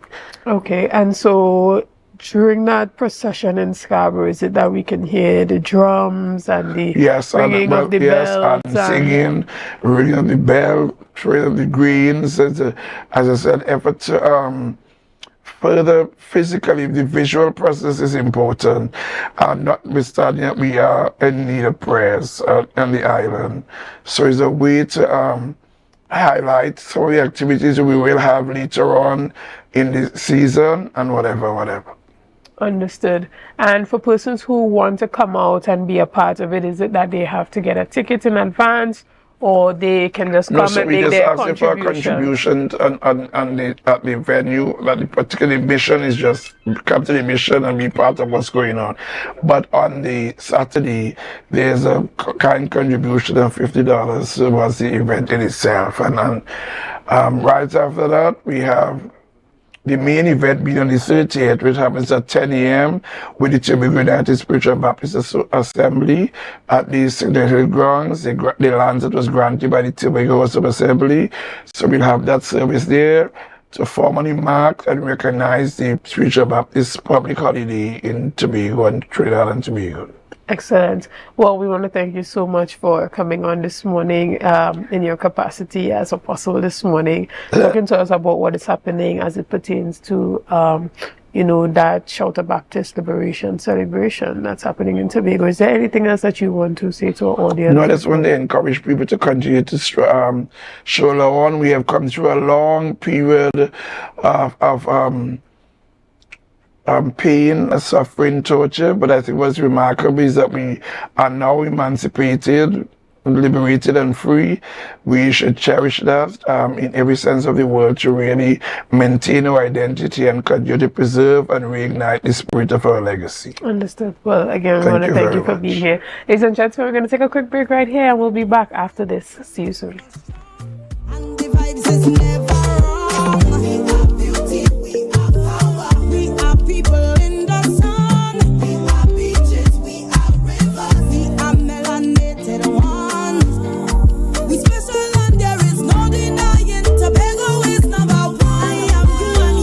Our world is filled with rhythm. Rhythm that's unapologetic, infectious, timeless. Rhythm is commitment in action. It's how we show up for each other with unrelenting support that goes the distance. Rhythm lives in the tiny beats of our most intimate moments and the seismic roars of our biggest achievements. Rhythm is resilience in motion. So even when things go out of sync, we do what it takes to bring the rhythm back. At Flow, we understand your rhythm because we live it. That's why we're dedicated to building a network as resilient as you, with a team of familiar faces working every day to keep you on beat. You're at the heart of everything we do, and our commitment is to keep your rhythm flowing, no matter what. MI4 Security Services Company is the most advanced security service in Tobago. Ask about our cash and transit service. It's safe, risk-free, reliable, and timely. We provide safe banking delivery for all business types and sizes with highly trained staff, 24/7 monitoring, coordinated emergency response, and a well-maintained fleet of armored vehicles. Contact us at 660-7723 or visit our website at www.mi4securitytt.com to sign up today.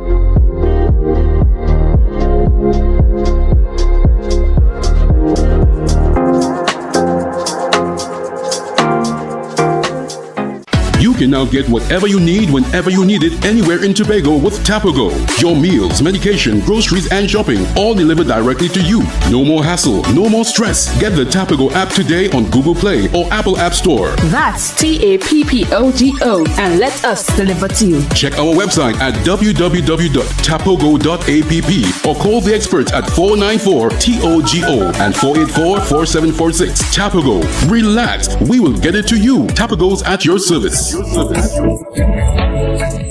Are you in a dispute with a registered investment service provider of the TTSEC? Or maybe you're the victim of an investment scam? You can lodge a complaint or submit an anonymous tip to the Trinidad and Tobago Securities and Exchange Commission. Download our Investor Protection app or go to ttsec.org.tt to access our complaint form or submit an anonymous tip. Write a clear summary of your complaint. Submit copies of supporting documents along with the originals for verification. Provide a copy of the feedback received from the entity regarding your complaint.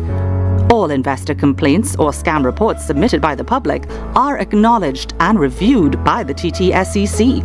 Investigations are pursued based on the outcome of the review. Trinidad and Tobago Securities and Exchange Commission, protecting the interests of investors and the public. You invest, we protect. Everyone benefits.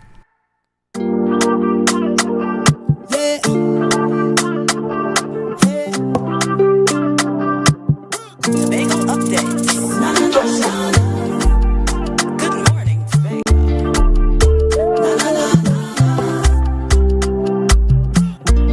Let's go.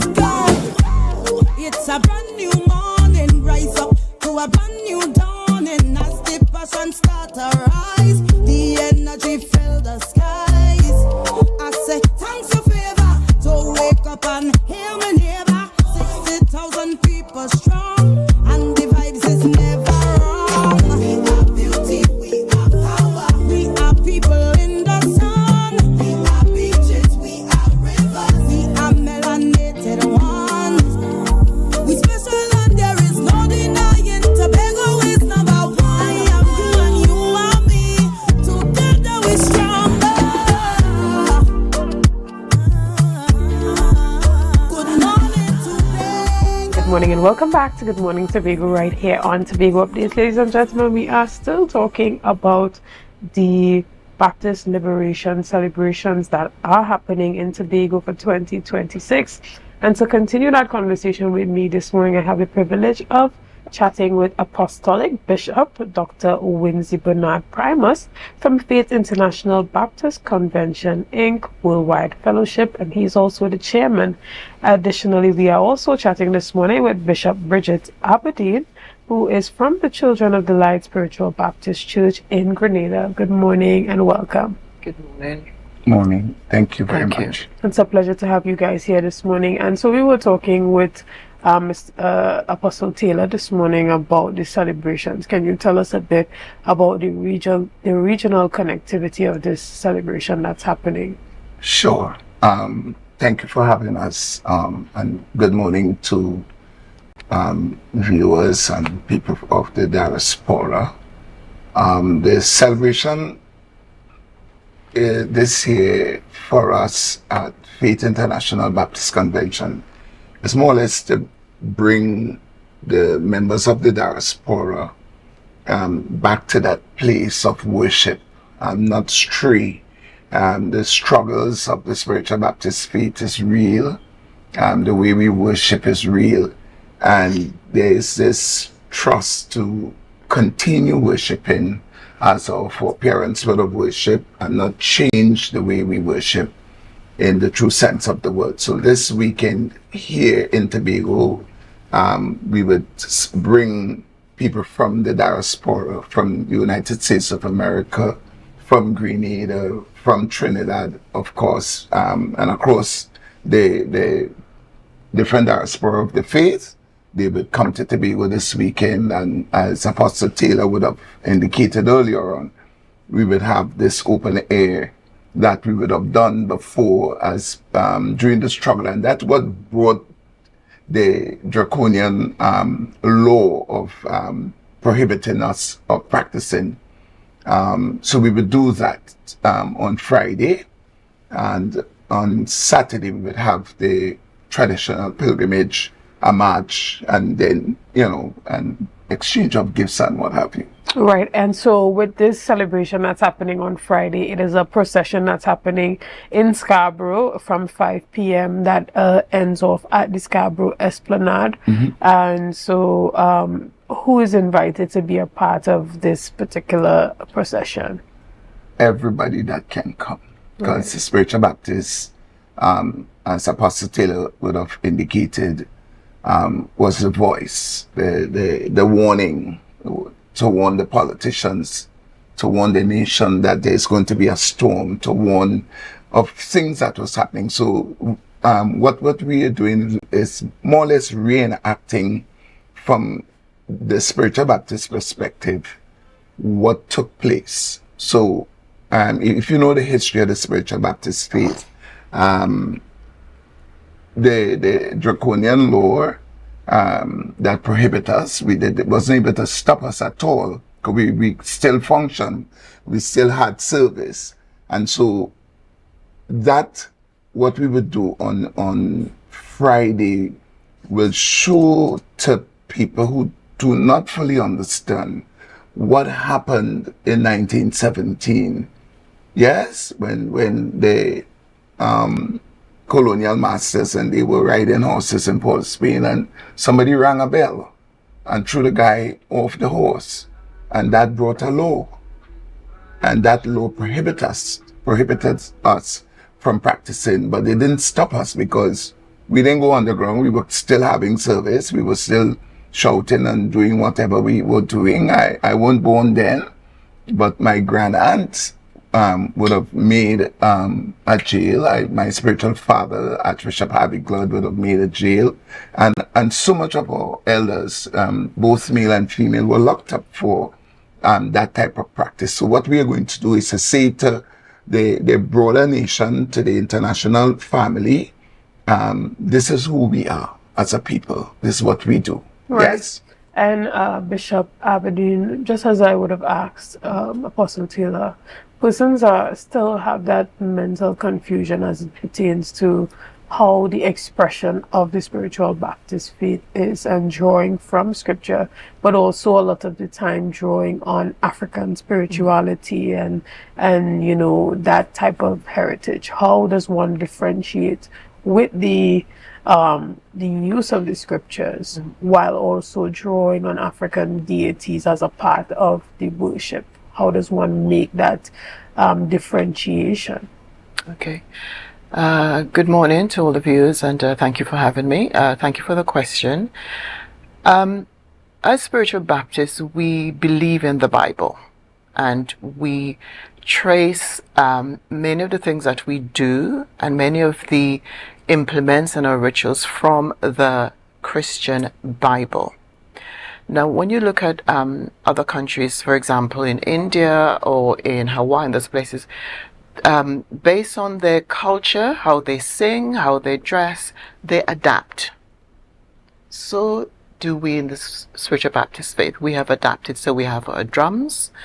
As I said, we based what we do on scripture. Our mourning process, for example, we take that from the book of Daniel. Our bells, the high priest had bells on his garment when he entered into the Holy of Holies. So the calabash, the gourd, is referenced in the Bible. And so because we show that we have African retentions, that does not mean that we are not of God. It does not mean that we are not Christians. We are. But based on our culture, we believe in one God. We call him Jehovah. We believe in one God. And so when we manifest, we say the Holy Spirit. Many other religions in the past didn't reference the Holy Spirit. Now many of them do. Many of them didn't. When they manifested, when we manifested, there was a problem. Now a lot of the churches, the mainstream churches, are doing it. They speak in tongues, which is something that Our elders did. Our ancestors did. And they were condemned for that. So yes, we are Christians. What we do is based on the Bible. We manifest, we speak in tongues, we believe in one God. We believe in the Trinity. And so when we received Christianity, when our elders, our forefathers received Christianity, we consider we received it in our calabash and we adapted it to suit how we practice. Bishop Bernard, do you think that there has been a level of conflation of the Baptist faith where persons kind of paint it with one broad brush as to how they conceptualize how the Baptists worship, or having that understanding of the Baptist faith? Because we know that there are several different renditions of the Baptist, right? But do you also believe that there are persons who kind of mix it, and that is what causes the confusion among the population? Yes, I can safely say that across the diaspora. Visiting West Africa, you would see semblance of spiritual Baptists.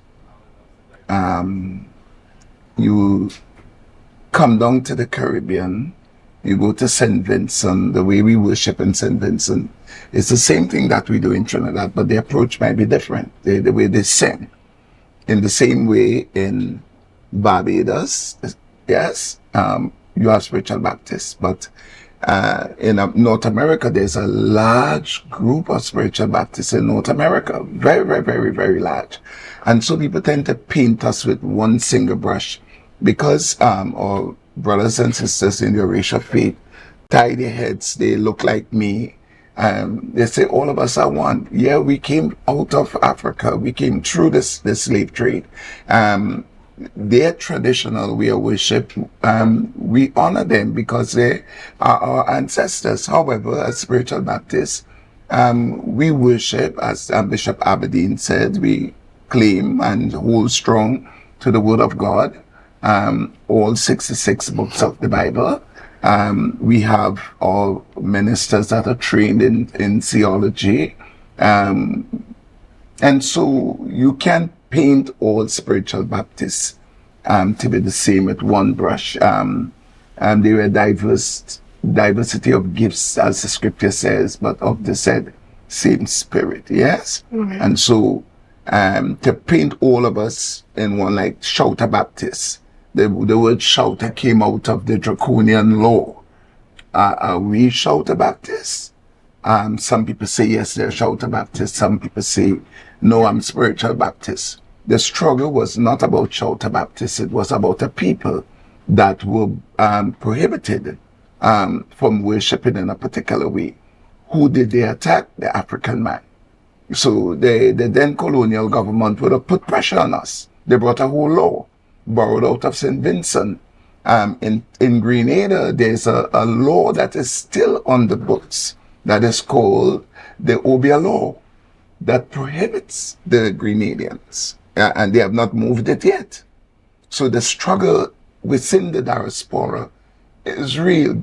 St. Vincent has now gotten a holiday, the spiritual Baptists. But Grenada, they're not looking that way. Trinidad, we are lucky to have that. And so, given that, what we know as spiritual Baptists, as some people say Shouter Baptists, is the same struggle in Grenada, it's the same struggle in St. Vincent, the same struggle in Barbados, the same struggle in Trinidad and Tobago, in North America. When you look at the order of precedent in Trinidad and Tobago, Trinidad Spiritual Baptist is not part of it. And you have all the other religion, you know, they are part of the order of precedent. So to say that we are totally accepted across the line, right, it's not so. Understood. Well, even as we wrap up our discussion this morning, do you want to remind our audience viewing this morning of the celebrations that are happening from Friday and Saturday, where they can meet up with you and who they can contact in order to be a part of it? Yes, sure. So the Apostolic Secretariat of Faith International Baptist Convention, we would have put a number of information contact online. You can contact us at right exactly at those numbers there. The Tobago Apostle Taylor, Elect Lady Dillon, and Deacon Kyla Primus from the Secretariat. Tomorrow, please God, at 5 o'clock tomorrow, we would assemble in Scarborough here. We'd have a road march, and we'd walk, and then we would go from different spots, and we would have that old time opening. And on Saturday, we would have that grand affair. We would have different speakers coming from within the diaspora. Yes. Understood. Well, we want to thank you guys so much for being here this morning and letting the public and our viewing audience know all that is happening for that Shelter Baptist Liberation Celebration 2026. Ladies and gentlemen, we're going to take a quick break right here, and we'll be back with much more conversations after this. See you soon. I say thanks a favor to wake up and hear me neighbor. 60,000 people strong, and the vibes is never wrong. We are beauty, we are power. Do more, live more. Do more, live more. Oh, do more, live more. This is how it's gonna go. They better look up and look, 'cause this is your show, and everybody's gonna know. Say it to them once again. They better look up and look. This is your show, and everybody's gonna know. That's how it's gonna go. They better look up below, 'cause this is your show. Do more, live more. The Caribbean is more than just a place. It's a spirit, resilient, vibrant, and full of possibility. Rooted in connection, driven by community. It's who we are and the heart of everything we do. For over 150 years, we've been right here, invested in the Caribbean, its people, and its progress. And today, we're going even further. Liberty Business, rooted in the Caribbean, committed to you. In a world where our health defines our future and the Caribbean stands on the front lines of climate change, rising NCDs and global challenges, knowledge becomes our greatest defense. Caribbean Medical TV is your guide on the journey to wellness and insight, featuring our region's own doctors, nurses, climate specialists, and medical institutions. From physical well-being to the emotional and mental balance we all deserve.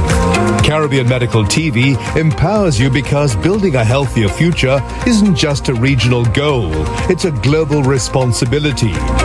In the Caribbean, vitality isn't just a goal, it's a way of living. Connect with the region through knowledge, hope, and the power of Caribbean resilience on Caribbean Medical TV, where awareness becomes power. Join the conversation, join the movement.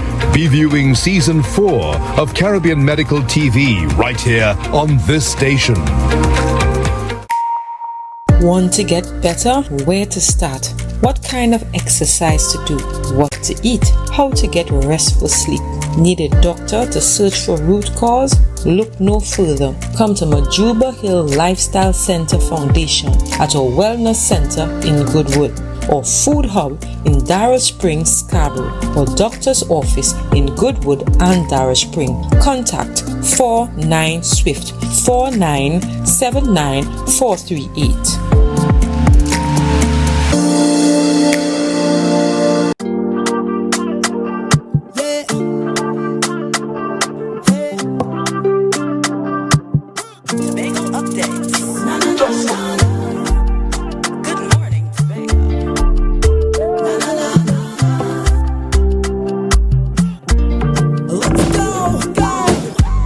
It's a brand new morning, rise up to a brand new dawning as the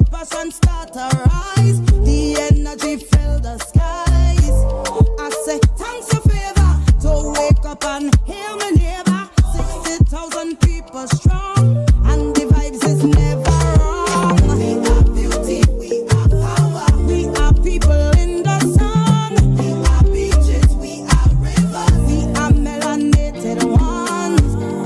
We special and there is no denying. Tobago is number one. I am you and you are me. Together we stronger.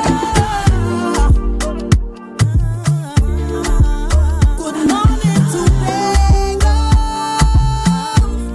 morning, Tobago. Good morning, and welcome back to Good Morning Tobago right here on Tobago Updates. I am your host, Chanel Felix. Ladies and gentlemen, this morning we continue our conversations and we are talking about the celebration that's happening at TEMA. And who else to have that conversation with this morning other than our director, Mr. Alan Stewart. Good morning and welcome. Good morning, and good morning all of Tobago. It's a pleasure to be here, and I think this is one of the occasions that we will want to make those expressions felt around the island. Yeah. All right. Well, tell us a bit about what is TEMA celebrating? Well, we are actually celebrating 28 years of our existence as an organization. Yesterday I remember making the remark, that when you look at the agency, we are a newbie. When you look at institutions across the country, disaster management happens to be one of those. So on the 9th of March 1998, through Executive Minute number 64, the executive of the Tobago House of Assembly back then would have seen the wisdom to actualize a disaster management office. Given the spate of emergencies and the changing trends as it relates to climate change, adaptation, and things like that, one would recall that just a year before that, in 1997, Tobago would have experienced in modern history 2 major earthquakes events which caused major devastation on the island infrastructure, especially in Scarborough. And as a result of that, I think that was the catalyst, given my experience, that would have lent itself to the executive of the THA making that stand. So this is where we began. I also think that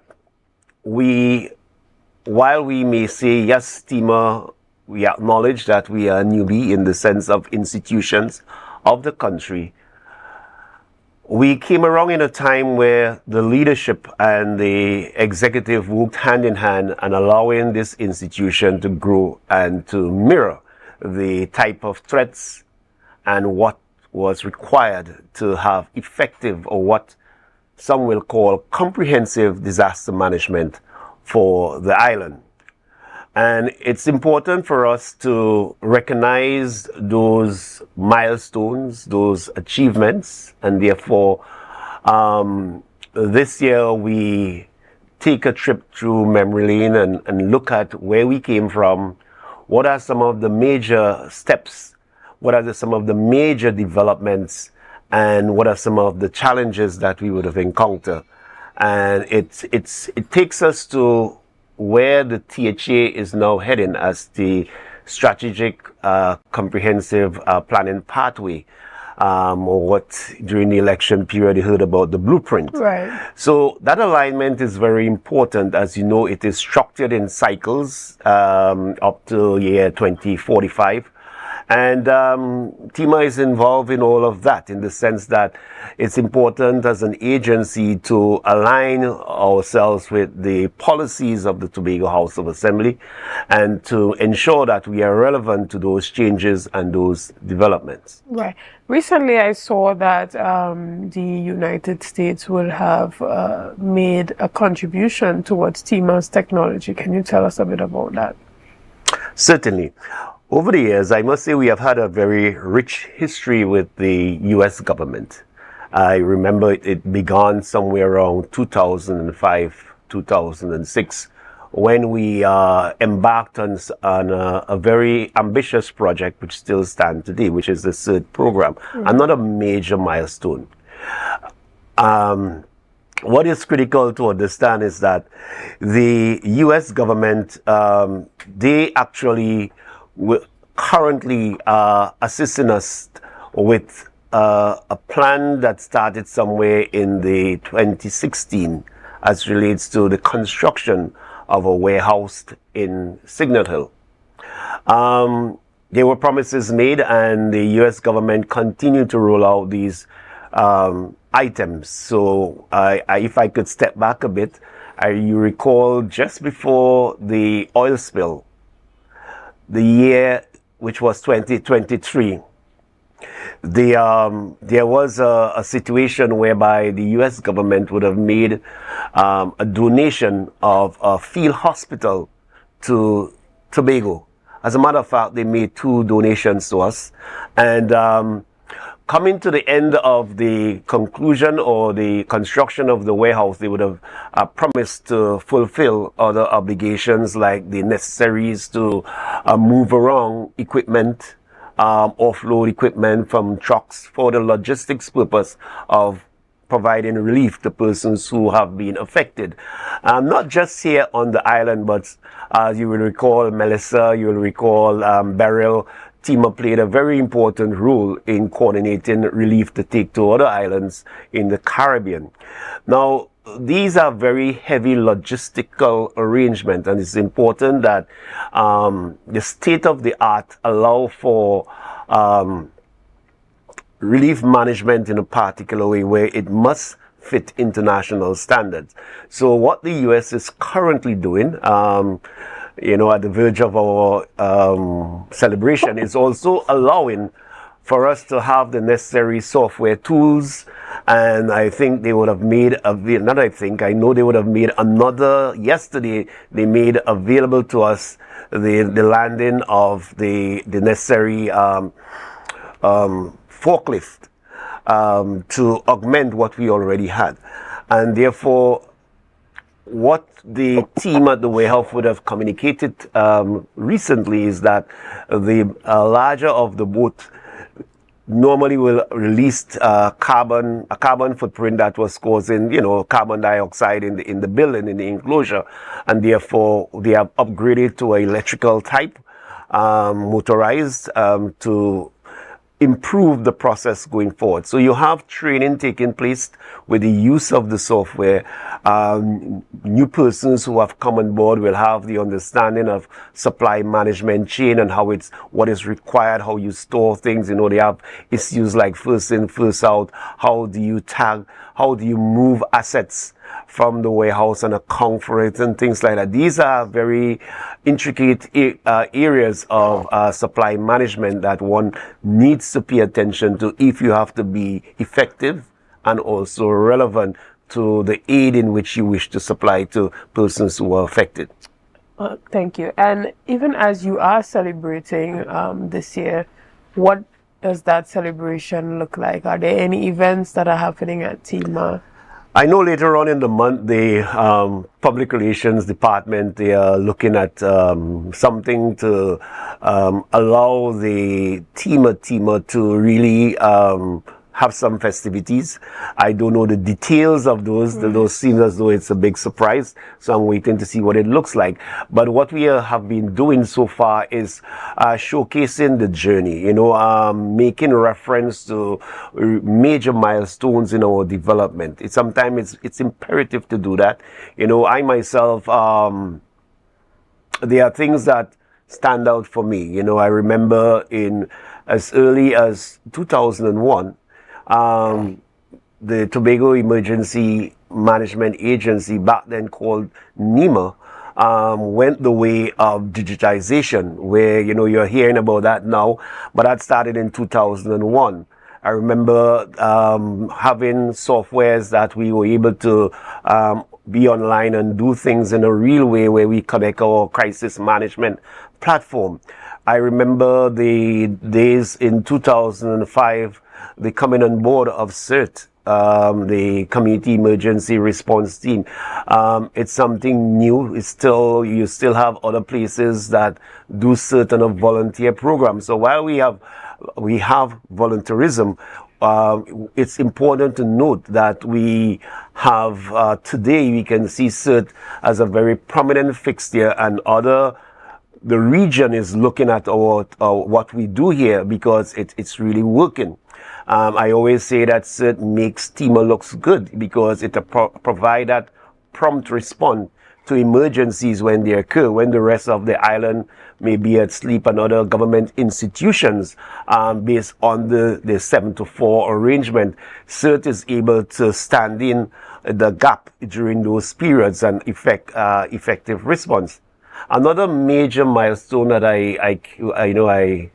you look back in the day is that of Voice over IP Internet Protocol. Now the principles, if I could say the English part of that, is what you see happening with WhatsApp today. Persons can go on WhatsApp and send messages or stream a video or data. Those are the principles under which these programs work. And I remember in late December 2004, we came across that at the international conference, whereby one will recall maybe by 2006 we had that working for us, but that was a big dish on a vehicle, and we'll go to Charlottesville and stream incidents back to the EOC.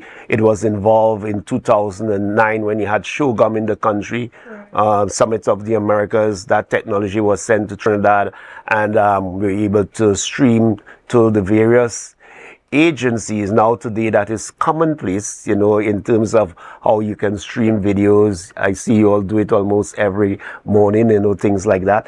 And so these are major milestones in our development part. Another recent development that we proudly present is we talk about being Diamond Standard. It's an indelible part of the DNA of TEMA and its staff. We come to the table with a particular passion for work, but that came about as a result of a particular type of leadership where you look at rewarding excellence in the workplace. It's something that I will always advocate that could be replicated across the Tobago House of Assembly. How to get a worker to perform beyond what he normally do. The system, I see it has been hacked in the sense that a worker and he works for his salary when the month comes, that is fixed. It's not a question of how you perform, but finding the edge to push the worker to do more. You have to have these incentives that motivate a worker to do more. And at TEMA, we were certified Diamond Standard as a result of utilizing those techniques. I think we were one of the 3 institution in Tobago that was able to be certified as being Diamond Standard. That was back in 2012. Those principles remain and allow our teams to have a sense of a mark as to what they measure up to, which is Diamond Standard. Whatever we do, we want to make sure it's done at our best. So we are our competition, and that's the way in which we do things. We are very comfortable being a leader in disaster management, even though we are, you hear I think I heard the Honorable Chief Secretary say, we little but we talawa, that kind of statement.